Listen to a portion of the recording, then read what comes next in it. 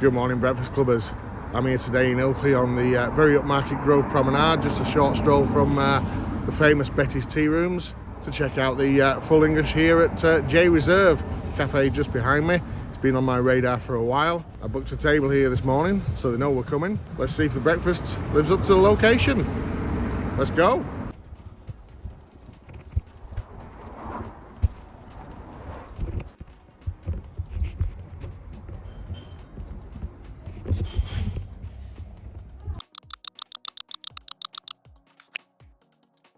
So yes, I'm in Ilkley Town Centre today, one of the most affluent areas you'll find in West Yorkshire. Being on the edge of the Yorkshire Dales, it's a bit of a tourist hotspot too. And today I'm checking out the full English breakfast offering here at J Reserve, an upmarket cafe on the Grove Promenade. Given the location, I was expecting this one to be one of the priciest breakfasts I've come across, and I wasn't wrong. This one sets us back to the tune of £15.95. Yep. You heard that right, £15.95. I can hear the voices of all those viewers out there right now saying, how much? So let's find out if it's worth a hefty price tag. By all means, let me know what you think in the comments. It's not too long after ordering then that our breakfast arrives at the table. Let's tuck in. Can I get you anything else? No, that's me. Thank you very much. And from the moment it's served, you can tell we're not in your average greasy spoon. There's an artisanal feel to the presentation, a portion of wrapped butter softening from the heat of the plate, beans and mushrooms served in small preserving jars, which is a first for me, and expertly poached eggs sitting proudly next to the bacon. Fried bread leans against the sausages with a slightly burnt appearance, and the tomatoes are tucked neatly in the corner. A little water from the eggs and tomatoes has pooled beneath the jars, but overall, it's a professional and upmarket look. Score then, it's a 9 out of 10. Could potentially have scored top marks had it not been for the burnt appearance of that fried bread. Next up, let's take a closer look at the tomato. Whole, quartered, skin-on grilled plum tomato. Thankfully these aren't too watery, they're juicy, perfectly cooked, and full of rich flavour. I'm not a tomato fan, but I can appreciate a good one when I see it. Score, 10 out of 10. Right, let's move on to those poached eggs. I often get comments saying eggs can go hard if you leave them too long on the plate, which can happen, but if they're cooked right, that shouldn't be an issue. So this time, I tucked in early. I could tell straight away they'd be runny, so I enlisted the toast to help capture some of that golden yolk. Cutting in, you immediately get a bit of semi-cooked white seeping out, then a gentle press, out pours the golden yolk. There's a slight vinegar taste left over from the poaching process, not overpowering, but it does knock a point off. Score, 8 out of 10. Time to talk toast. How did it hold up alongside those eggs? Slightly toasted, but served piping hot. By the time it was paired with the eggs, the butter had melted nicely into it. That gave it a moist, buttery flavour. Excellent when paired with those eggs. Score, 7 out of 10. With some space cleared now on the plate, I turn to the items in the jars, starting with the mushrooms. Despite being well presented and not overly watery, they really lacked flavour. Not even a dash of pepper helped, unfortunately. And some had quite a chewy texture too. I suspect they were cooked earlier and kept under a heat lamp, which dried them out. Score, a low 2 out of 10, I'm afraid. Hopping across to the beans now. How did they compare? We got a really good portion here. The beans were hot and flavourful without being overly sugary. The sauce was a bit thinner than usual, but still did the job, especially when it came to mopping up with those hash browns or fried bread. Score, 5 out of 10.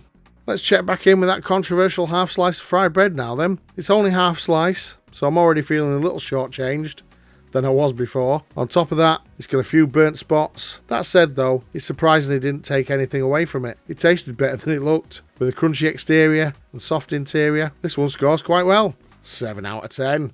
Over to the hash browns now. Always a big talking point. We've got 2 hash browns done perfectly. Exceptional colour, a crisp exterior that almost feels and looks batter-like. They're a bit thin and light on filling, but the flavour is great. I could be wrong, but I'm guessing they're not your average budget brand. Score, 7 out of 10. Now then, let's get stuck into that bacon. We've got 3 thick, well-cooked rashers of back bacon. One is a little over crispy, but the other 2 are spot on though. Loads of that salty, meaty flavour you want from bacon, with just a hint of savoury goodness from the fatty edges. Score, 7 out of 10. And finally, the sausages. Are they the stars of the plate? Both sausages were thick, juicy and perfectly cooked. You start with a subtle pork flavour that grows richer with each bite, and then you begin to appreciate the quality. I'd have liked a little more seasoning, but these are still top quality sausages executed very well. Score, 9 out of 10.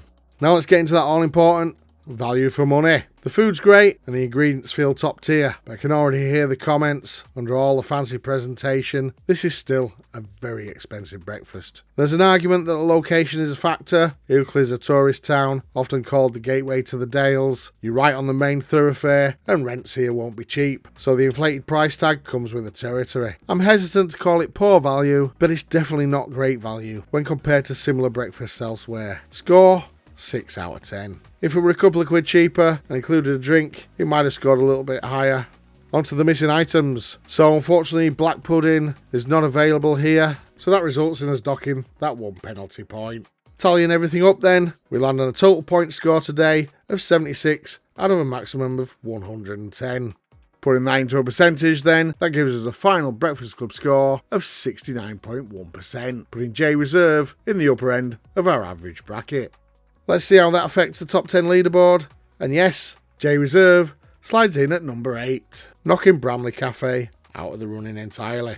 Much like the Bramley Café was let down by those dreadful hash browns, J Reserve has been tripped up by disappointing mushrooms. It just goes to show, one small misstep can bring down an otherwise exceptional full English. So if you've enjoyed this review, give it a like and hit subscribe for more honest fry-up reviews every week. Let us know what you think of J Reserve in the comments, or if you know somewhere nearby that deserves a visit, give us a shout. And don't forget to join us on our Facebook group, where you can share pictures of your own breakfasts and discuss away. Until next time, may your yolks be runny, your hash browns crispy, and your sausages never bland. Thanks for watching. Bye for now.